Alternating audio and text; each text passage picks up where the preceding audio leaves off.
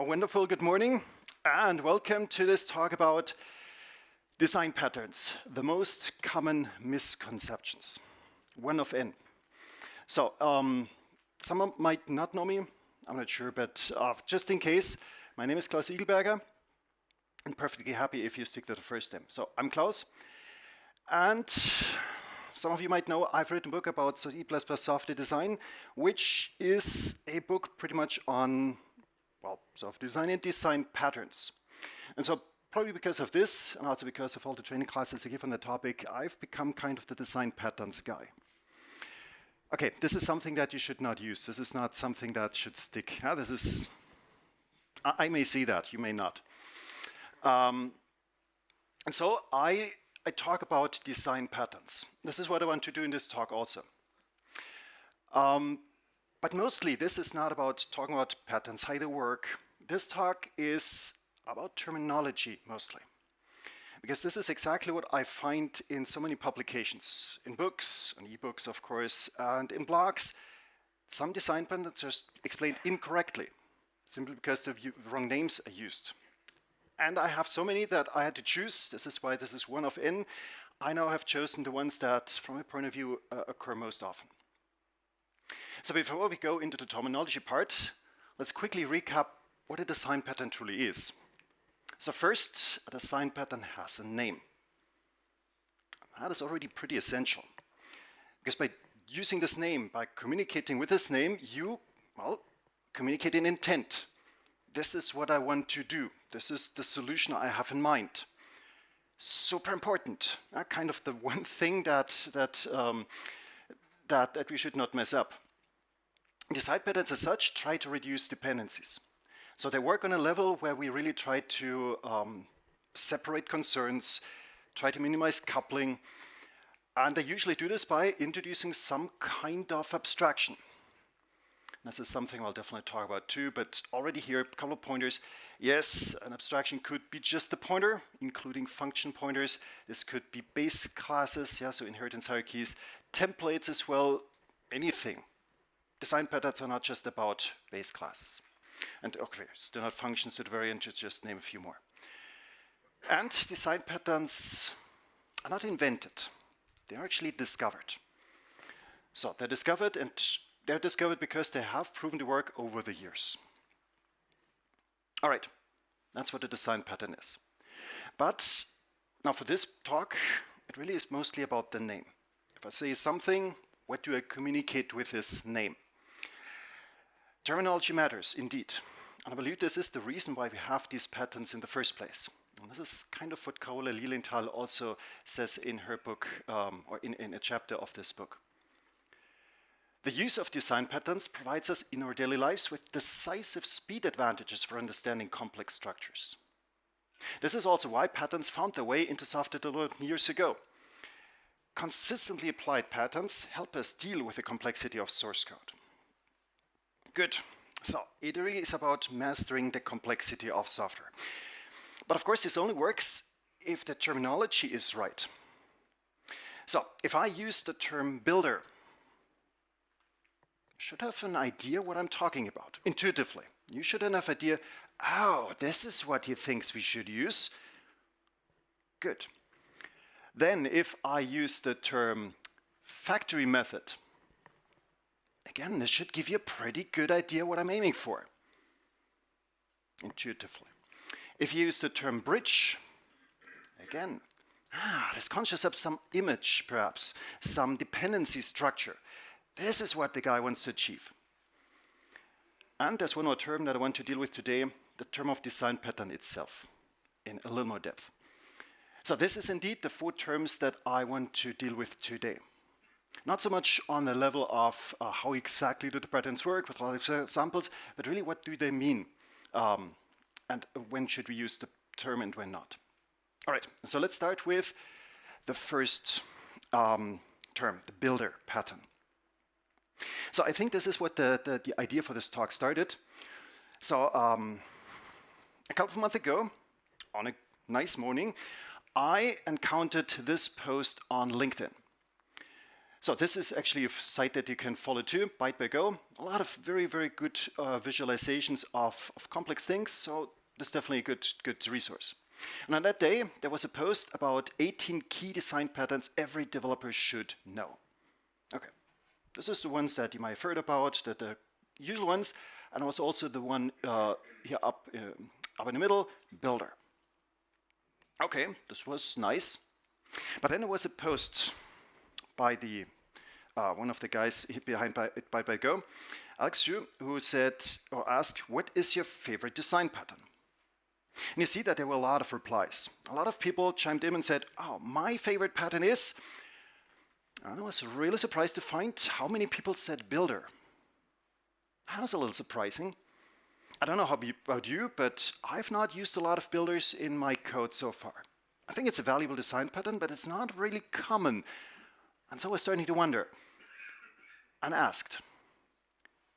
Many people here state that their favorite design pattern, is the builder pattern. This makes me very curious. Which programming language do you use? And which builder do you refer to? A, the Goff builder pattern. I give a link. Or B, Joshua Block's builder pattern. Gave another link. Unfortunately, not a lot of people replied. Perhaps they were confused or offended, I don't know. But at least 5 people consistently stated, "Oh, actually, I'm talking about this one. I thought about this B, Joshua Block's builder pattern." Now, you might not be directly aware of that. So, this is Joshua Block, who is a pretty famous author of Effective Java, kind of the Java book in the equivalent to Effective C++. And in that book, he describes a very useful pattern to implement constructors. So now I have implemented this in C++ in the way we would do today. So imagine we have a widget class. Widget means it's some class. But most importantly, this class has a lot of constructor parameters, many things that I have to provide. This is a usual source of errors. If you see this call, you just don't know what these numbers are. Magic numbers, 47 maybe the x and 0 the y point, but you don't really see it at this point.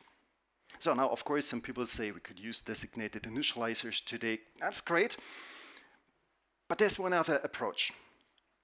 So the first thing that we definitely should do, from my point of view, we should not have several integer parameters behind each other. We should probably introduce some kind of strong types. Something that represents x and y and the width and the height, perhaps even the title, that it's a string.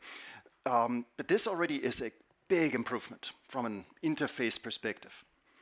I don't really expect XPath and YPath and all of these types, and I really have to pass XPath and YPath with etc.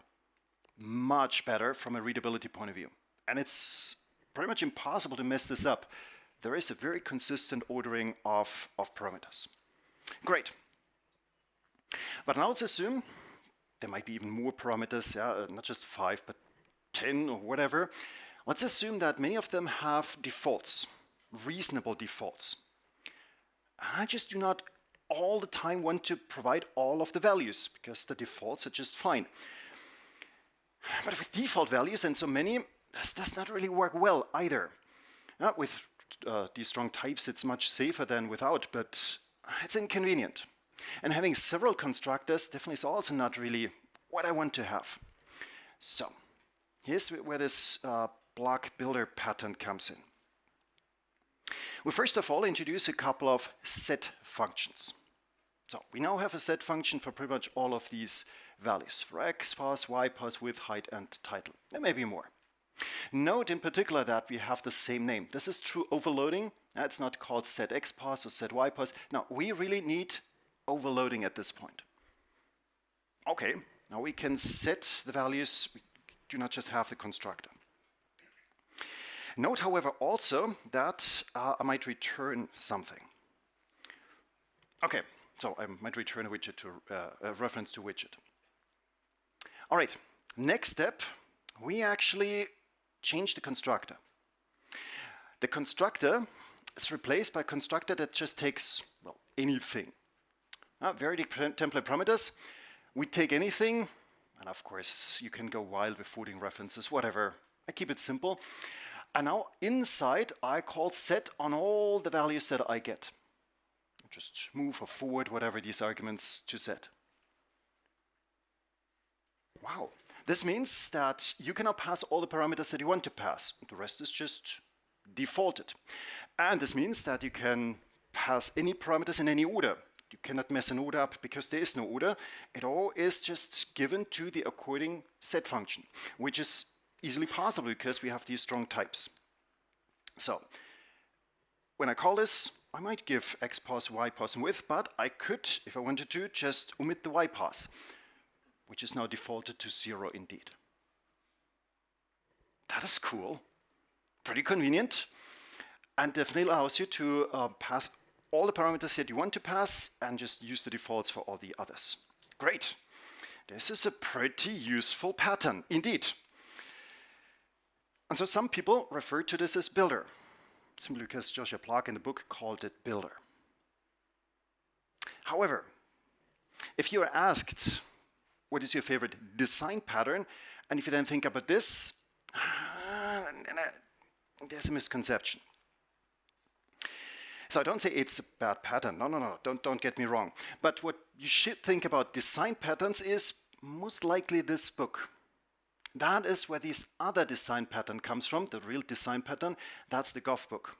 Goff because, Gang of Four because of the four authors, and probably most of you have seen this before. A super old reference for design patterns. In this book, the Gang of Four describes in a short form builder like this. Separate the construction of a complex object from its representation so that the same construction process can create different representations. Okay, admittedly, these short summaries are not entirely bad, but they're also not particularly enlightening. So let's take a look at what they propose in their book. And of course, some people cringe. It's the book, right? 1994, that was the prime time of object programming. So everything in the book is based on inheritance hierarchies. And so the builders too. There's some director which constructs something, and it uses a builder, which is just implemented in various forms. So there's the abstraction. We can build something, some parts, and put them together eventually. Okay. As I said, I don't want to go into all the detail. I want to go into the relevant parts. That's the UML class diagram for that. And now, in comparison to the block builder, there is a very important difference. There's a line. It's assumed, it's implicit in the book, but there is a line, an architectural boundary. And that's actually key. There are two parts in the code, two people potentially that write different code. There is the one who just wants to build something, but doesn't care about the details. And there is the one who knows about the details, but doesn't have to put the things together with other things. So there's the high-level abstraction part, and there's the detail part. And in between, this inheritance error, that's an inversion of dependencies. All the errors in this little diagram, and okay, there's just one, but all of them point from this detail part to the abstract part. That's an architecture. It is an architecture because all the errors cross this line, this boundary in exactly one direction. That's what makes this a design pattern. I manage dependencies. I can switch implementations easily. So there are two builders. There's the Goff builder, and there is Joshua Block's builder. Now, Joshua Block's is great. I like this. I use this a lot too, but not as a design pattern. So I do not really manage dependencies at all. There is no architectural boundary. I do not separate two levels of code. I mostly do not think about reducing or inverting dependencies, and I consider it an implementation detail. My choice how I implement my constructor. Super useful, not design pattern. And so I would rate this as an API pattern. It is a pattern for sure. We reuse this. It's commonly recurring, but it's more for an API design. And so there's something that I believe is super similar to that. That's the Fluent Interface API pattern. So the idea of that, which you can take a look at in Wikipedia, is that you can chain calls very conveniently and kind of build a language, like sentences, to do something. And this reads really well. And so again, this is some kind of pattern. Okay, first guideline. Please don't confuse Joshua Clark's builder pattern with the Goff builder pattern. There are two different ones. And if somebody asks about design pattern, it is the one from the Goff book that you should think about. And if you're thinking about constructors, then the other one is nice. So what if somebody says, do you know builder to you? Well, okay, then probably you will have to ask, which builder you mean? So be aware that the term builder is overloaded. And it might help when you communicate to prefix this a little bit with Goff, the Goff builder, or blocks builder. And it should be relatively clear what you're truly talking about. All right, so that's the first pattern misconception. Let's talk about the second one, factory method. Oh, and this is one of my pet terms that is pretty much used for anything. Now people feel like, oh, I can use this term for whatever I want to. So let's start with, well, one of my pet examples, toy examples. Let's draw some shapes again. So I simplified this quite a bit. We have a vector of unique pointers of shape, base class. Yeah, please assume this is some base class. Call this shapes, it's short. We can draw all the shapes. Actually, I have animation. So this is nice. But most importantly, we can also read shapes from some JSON file. We give them a file name. Of course, we start off with an empty vector. Then we open the file, read all the shapes, create circles, rectangles, you name it, and return the vector. Hopefully non-empty. All right. And then in main, first read the shapes from JSON. I might have some file name, of course, here. I get some shapes, and I draw them all. Good. Now, the focus of attention is on the read shapes from JSON function. That function takes a file name and returns shapes. Abstract shapes, only pointers to base. So this function knows about how to create the shapes, right? So that's obviously a factory. Create something. And that is why so many people in the community, more than expected, think this is a great example for this design pattern thingy. The factory method design pattern. The design pattern that creates something, right? Again, not really. Not really. A function that creates something is not a design pattern. It's a function. It's nothing but a function. So note again, I don't say that it's bad at all. This is great. This is exactly what we should do. We should encapsulate all the knowledge about how to create the shapes somehow. And so this definitely considerably increases the code quality. Absolutely. As I said, it encapsulates the creation. And we are in control to change everything in one place. So if we get a new shape, we can add it in here. If something changes in the file structure, we can change it in here. Good. Single responsibility and try fulfilled. However, have we dealt with dependencies at this point? Not really. We've not really thought about dependencies. So we've not really designed code at this point. We've not applied a design pattern.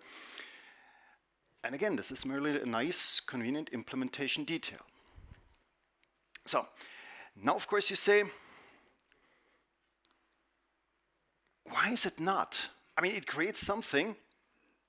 Well, let's just, again, reintroduce the one thing that we always have when a design pattern is involved. Let's introduce a line, a boundary, an architectural boundary. And again, I have these weird terms, high level and low level, the stuff that uses the abstractions only and the stuff that knows about the details. I'll just switch to perhaps slightly more convenient names. So let's say the lower part, that is your code, and the upper part is my code. All right, so you have a read shapes from JSON function. Okay, good for you. Hey, great. But I seriously don't care about this at all. It's your little function that you use in order to structure your code a little better. But I don't know about it, and honestly, I really don't care. So I didn't really design anything. And it doesn't affect both sides of this line. But all right, let's move towards a real factory. Let's first say that I am now suddenly interested in creating shapes for whatever reason. I want to create shapes too. Perhaps because I want to create and draw shapes. So I have my draw shapes function, all right, and I would like to create shapes from JSON. Aha. That, of course, at this point definitely doesn't work. Because it's your function. You are in charge of read shapes from JSON. I actually at this point don't know this function just yet. So what do I have to do? Well, naively, I have to take the function from you. Now it's my function. I'm not sure if you're happy about this though. No. I'm pretty sure you're not particularly happy. We're both a little bit in trouble now. I am, unfortunately, suddenly in charge of dealing with JSON files. Oh, I actually don't care about JSON structure. I really don't want to know about this stuff. That's your turf. And you unfortunately depend on me. You cannot change this function anymore because it's my function. It's in my part of the architecture. So you depend on my decisions and you are no longer in control to create the shapes. So now suddenly we have to communicate. Suddenly we have to start to design the software. So how can we work together? Well, our goal is that I can create the shapes because I need to for some reason, but I definitely don't want to depend on the details. I don't care about them. But you want to be in charge of the details. You know which JSON file is used, which format, and you know which shapes exist. I don't want to know. So this is exactly where this factory method design pattern enters the game. All right, so again, I take a look at this Gang of Four book, and we take a quick look at the description of factory method. Define an interface for creating an object, but let subclasses decide which class to instantiate. Factory method lets a class defer instantiation to subclasses. Okay, yeah, it says subclass. I know, but as I said, it's 1994. This is kind of the way of thinking 1994. They don't really mean it. Let somebody else decide what to do, right? This is what they want to say. So, just to make things obvious, I now change the code in a slightly different way. So first of all, okay, you get your function back. It's yours. You know the details. But as I said, I want to, well, read shapes from JSON. So I now introduce, yes, a function pointer. Okay, I know, that's the usual reaction when people see a function pointer nowadays. This is not because I feel this is the right way of doing things, but I'm already drawing you away from thinking, oh, we need a base class. This is just the function pointer. A function pointer that takes a string, the file name, perhaps something else, and returns a vector of shapes. I call that thing, get my shapes, and I draw them all. Good. And now I have given you the ability to give me the implementation details. So in other words, I don't care about these details, still not, but you can give me the details. You can inject them into my code. And so that little function pointer, that is an example for the factory method design pattern. That's design. So you can tell me what to do, how to work, how to exactly create the shapes. That little function here, your function, still a function. A factory function, yes, but it's your implementation detail. That's not the pattern. All right, so you don't pass this function to the create and draw shapes function. I can do all the things, and okay, then we draw again, whatever. But this is how it now works. So again, there's this line. The YAML class diagram that the Gang of 4 provides, implicitly there's a line in between, this architecture boundary. That's the abstract part, that's your part. Yeah, the thing where you implement your details. All right, and again, there is some form of dependency inversion going on. Somehow we manage this. We manage the dependency such that there is an architecture, such that all the errors point from one side of the boundary to the other side. All right, so just because at this point some people feel like, function pointers. Okay, just that you can sleep tonight, I also now implement this by means of a class, a base class hierarchy, because some people just demand it. So we could, of course, also have a class shapes factory. Oh, that seems more familiar. This function, this class comes with a create function. Then create and draw shapes takes a reference or pointer to the shapes factory. Okay, why not? And then I call this create function. And you, on your side, you could just create write an own class, your shapes factory. It's a pretty silly name, but okay, you get my point. You implement the create function, and this, of course, works just as well. So, in other words, it's totally irrelevant how you do that, but we can communicate by means of a well-defined interface and by means of some abstraction that inverts the dependencies. Great. So, just as a summary, factory method is not factory function. It's not. I know it sounds super similar, but it's not the same thing. And to make matters worse, and I know that is something that people will not believe, some at least, in C++, we actually don't have any methods. Seriously, trust me. And it's easy to prove. If you go to the C++ standard, and I don't mean buy the expensive thing. No. Go to the web, search for C++ standard draft. You'll come to a website, or at least 2 websites online where you can go to the C++ standard. Then you click on index. And yes, you can click. There are links, better than paper. And if you click on index, search for method. There's no method in C++. There's no term method. There are functions. You have member functions, free functions, all kinds of functions, but there's no method. And so, if you want to say, it just creates something, use factory function. And if you specifically talk about the design pattern, you can use factory method. Okay, second kind of proof, Wikipedia again. If you go to the English version, factory in object and programming, they actually note that too. So if you scroll down to terminology, the last sentence actually kind of gives this away also. The general concept of a factory is often confused with a specific factory method pattern, design pattern. Okay. There is something to improve, probably this is because of the link, but you get the point. All right, so 2 different things. So please remember that the term factory is heavily overloaded. Everything is a factory if it creates something. But this is not necessarily a factory method design pattern. And so distinguish between general idea, a factory function creates something, and indeed, if it creates something, you can use the term quite freely. But only if you try to customize the creation in some form. A customizable factory function, then use that term. All right, second term. Let's go to the third one. Let's go to bridge, aka pimple idiom.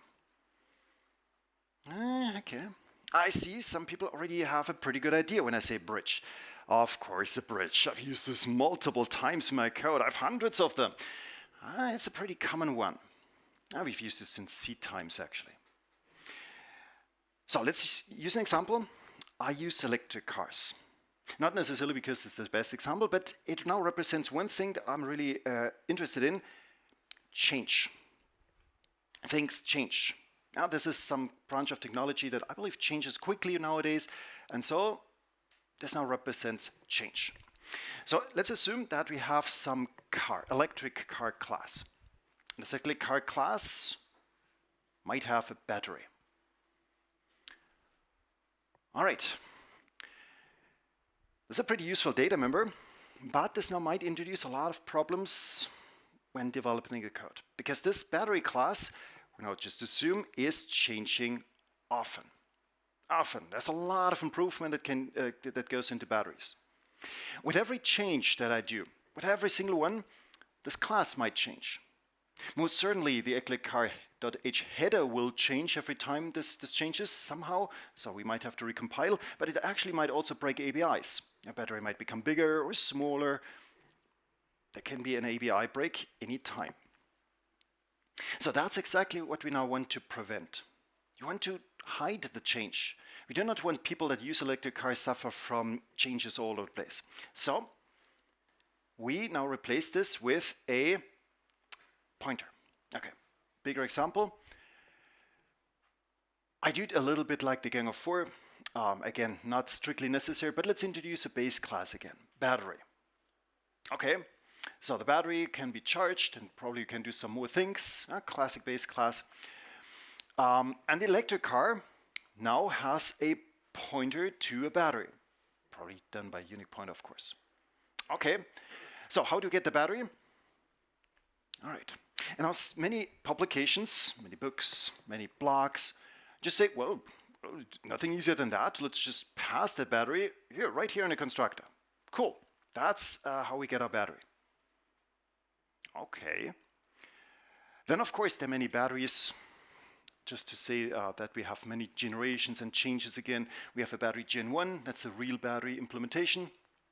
Okay, and that thing is, now here this is the constructor again, which takes a battery, moves this in the data member. All right, and in main, we are given a battery Gen 1. That's the thing that we are now supposed to use. It's a bridge, right? No, it's not. No, that is just a plain wrong explanation of the bridge design pattern. Now you say, but Klaus, I've seen this so many times. This must be a bridge. If so many people claim that's a bridge, that must be a bridge. Well, but again, it's kind of simple to just prove the opposite.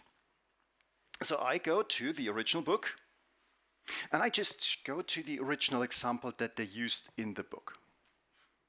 Okay, the original example. I know that this slays you. It's too much information. But the one thing that matters is they use some Windows system. And there are many different implementations of Windows. Of course, depending on the technology used, the operating system, there are many different kinds of Windows. X window, Qt window, whatever. That's details that I would like to hide. That's details that I would like to totally encapsulate away from the user. And that's also exactly how it is described in the book. Consider the implementation of a portable window abstraction in a user interface toolkit. Clients should be able to create a window without committing to a concrete implementation. Only the window implementation should depend on the platform on which the application runs. That's right here. No, I should not involve the user in this decision. It's my knowledge. It's my own little implementation detail that I would like to hide. So, let's fix, that's the code example from the Gang of Four. The original one, so yeah, it's a little tough to see this kind of code nowadays with raw pointers. But just to point it out explicitly, they have this window imp. That really is just something that is hidden from view entirely. The window itself has a window imp pointer. And that's a bridge thing. It's not passed anywhere. It's not given anywhere. This is a total implementation detail within the class. Unfortunately, this example might be a little badly chosen because in the same example, there's another pattern. This data member here, the contents, which is given by means of the constructor. But that's a different design pattern. Mixed into this example, this is what we refer to as the strategy design pattern. Dependency injection. And so seeing them next to each other, there's an obvious difference. The contents are given by somebody else. So this class, the window class, doesn't care about the contents. It is given that. But it very much cares about the window imp. It is not given that by the user. It cares about this itself. And that's the two different ideas. The strategy pattern is about dependency injection, some external customization point. Whereas Bridge does never use any dependency injection. Never. It's just about internal customization, hiding details as much as possible. Okay, so note, by the way, last note here, doesn't really matter how you name your data member. If you name this Pimple or Impel or whatever, it doesn't make it a bridge. That's not how it works. It's really how you use the thing. So just to make it clear how to properly implement a bridge, not a strategy. So we still have the battery, nothing has changed. But electric car has changed quite a bit. Simply because it no longer takes a battery in its constructor. Nope, it might take a lot of other stuff, but not a battery. The battery is a hidden implementation detail. Okay, no dependency injection. We still have battery Gen 1. Okay, still the same. Then here, in the electric car constructor, no dependency injection still, but we create our battery ourselves. We know what we need. We know that right now battery Gen 1 is the right thing to use. Nobody has to know. Nobody sees that because it's nicely hidden in the source file. That's the purpose of the bridge. Okay, and then of course in the main function, again, there's just no dependency injection. Users can just drive a car. Now, they can enjoy this without having to bother with the battery. Okay. However, now at this point, we probably should compare the UML class diagrams. That is the UML class diagram that I would use for bridge. So, you have this electric car. It has a battery. That's the has a relation, yeah, so we have an battery. Strike that. And we have several different implementations of battery because we can. However, if you now take a look at how the strategy design pattern looks like, this is how it looks like. So seriously, perhaps you didn't see that. I came back one slide. Yeah, don't blink. There is a difference. But of course, you're now asking, what is the difference? I don't see a real difference here in the UML class diagram. Well, that's the bad thing about UML class diagrams. You can kind of show relations, inheritance relations, etc., but it cannot show dependencies, not directly. If you put this into a dependency graph, I believe it becomes much clearer. So that's this battery class, the base class. This is electric car that uses a battery, so there's a dependency. But electric car has a direct dependency also on the battery Gen 1. Direct dependency, it uses the thing, it knows about it directly. That's a bridge. If I now want to change this to strategy, all I'm now kind of doing is I'm moving the battery Gen 1 down one level. There's another boundary. Electric car no longer is bothered with battery Gen 1. It only knows about the abstraction. Somebody else now is responsible for this implementation. And that's the idea of dependency injection. So there is no relation between these two. They're on different levels of the architecture. All right, so please don't confuse the bridge and the strategy design patterns. Internal versus external customization points. There's a reason why we have these two terms. And yes, they do mean very different things. And so please use the term bridge to refer to some internal customization point. No dependency injection, something that we do internally only. and use the term strategy to refer to external customization, which we usually refer to as dependency injection. All right. That was the third term. But now you've already gotten a little bit of an idea.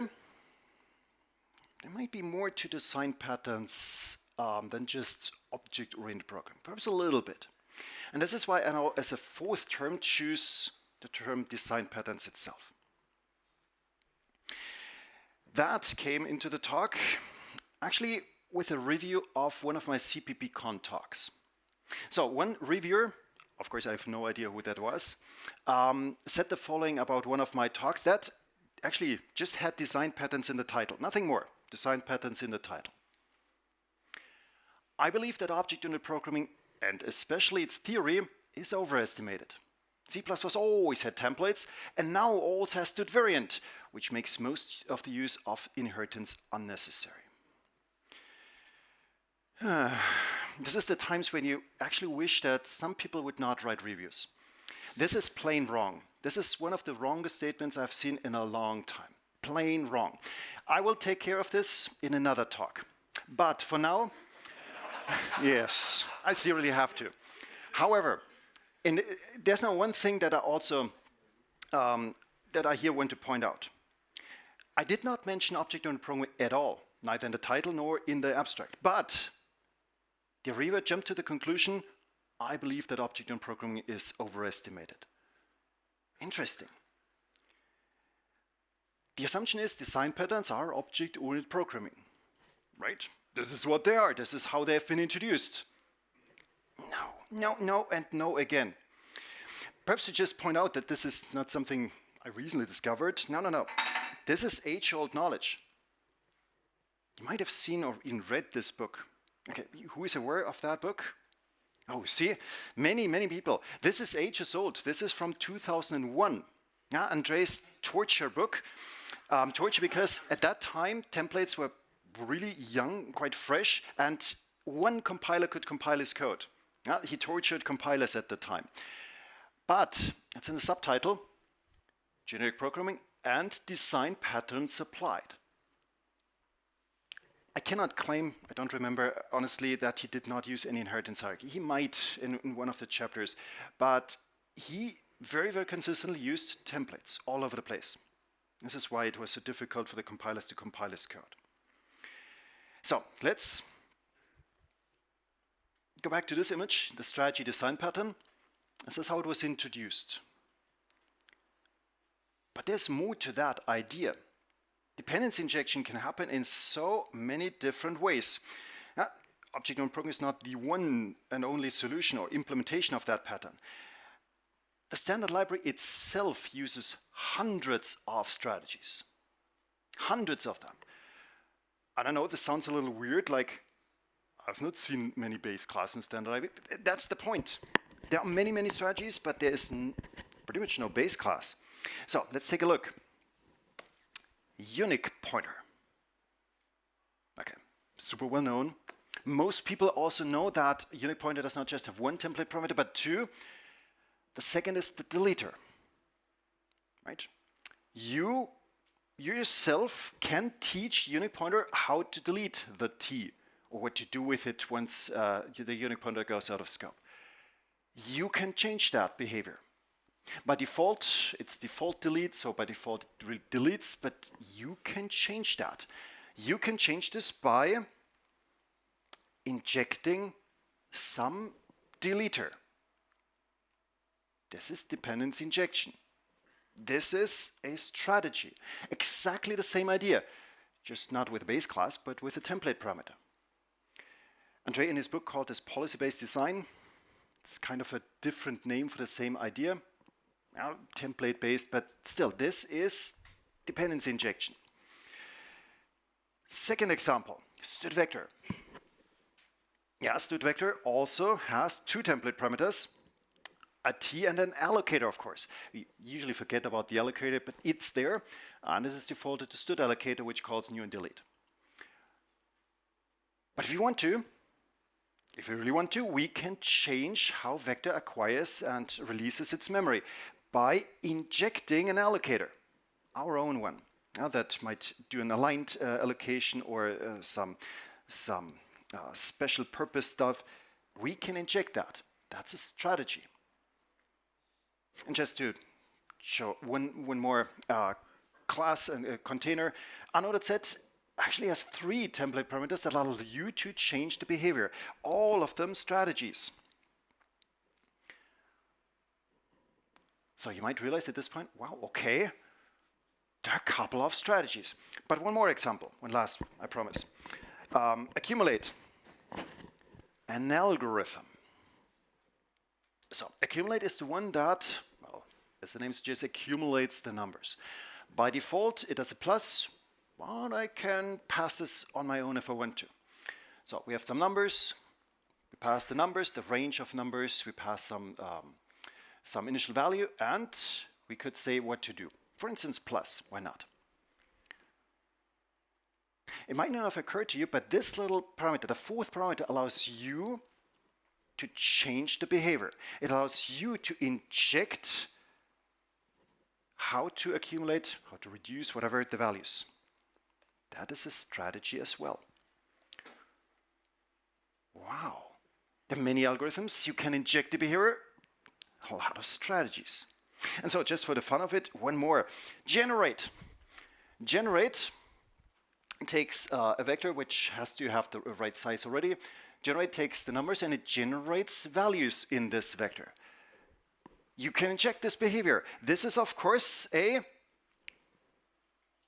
No, it's not a strategy. This was mean. That's a factor method. I'm an evil person. So, okay, it's kind of the same mechanism, but it's a different intention.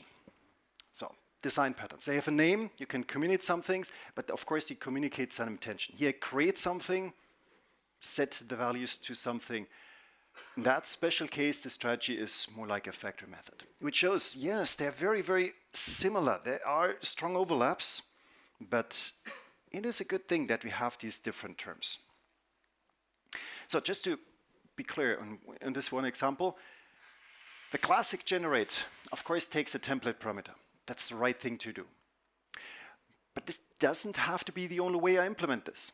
If I wanted to, I could very easily also pass this by means of a function pointer. No, you would not do this. No. But you could. It would still give you the ability to change the behavior.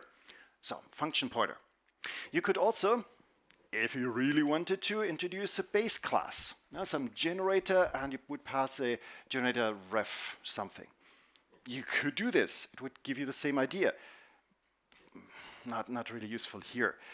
And last but not least, if you truly want to do, you could also pass a stud function.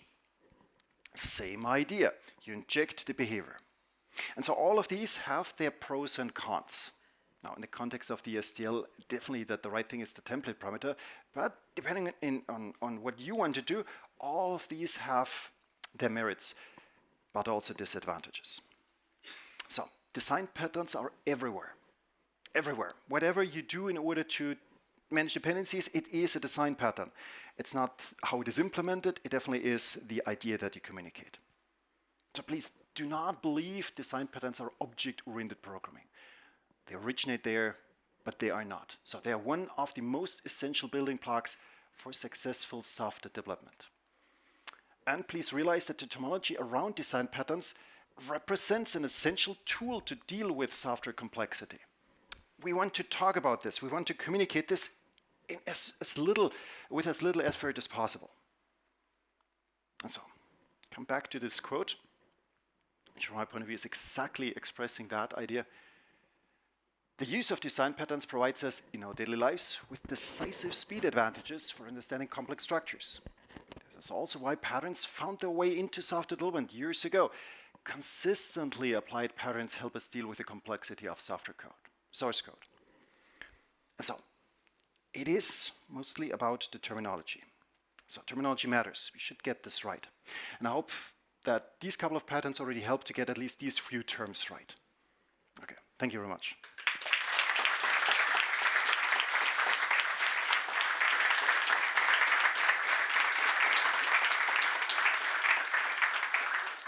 Okay, you probably have time for a few questions if there are any.